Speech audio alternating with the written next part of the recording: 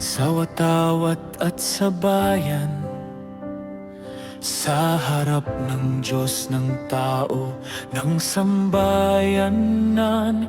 Ngunit ang bayan lumuluhat, naghihinagpis, sugatan sa pangakong napapawit, napapawis. Bawasan ang katiwalian, alang-alang sa Diyos, sapagkat nakikita niya ang pasakit sa mga kinakapos. Mahalin ang bayan, higit sa yaman at pangalan. Maglingkod sa tao, hindi sa sariling kapakanan.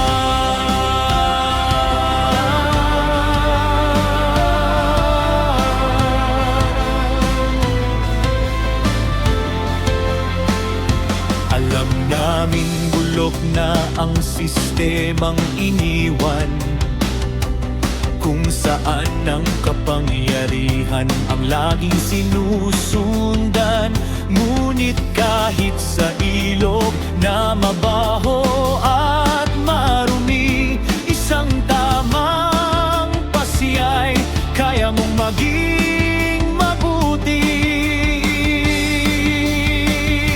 Bawasan ang katiwalian, alang-alang sa Diyos, sapagkat nakikita niya ang pasakit sa mga kinakapos. Mahalin ang bayan, higit sa yaman at pangalan. Maglingkod sa tao, hindi sa sariling kapakanan.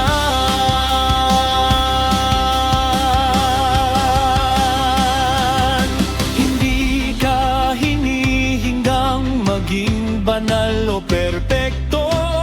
Piliin mo lang ang tama, kahit mahirap ito. Kung ikaw man ay kukunin ng tukso at dilim, ang kapangyariha'y hiram iyong alalahanin.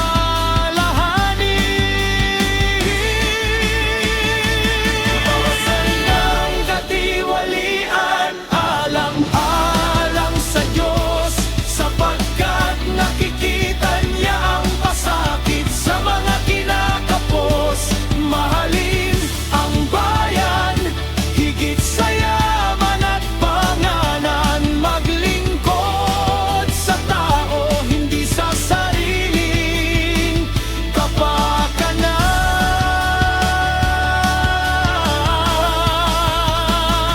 Nawa'y konsensya ang manaig kung batas ay nabigo. Nawa'y pag-ibig sa Diyos ang gumabay sa iyong puso. Hindi perpektong pinuno ang dasal ng bayan, kundi yaong pipili ng tama kahit paminsan-minsan.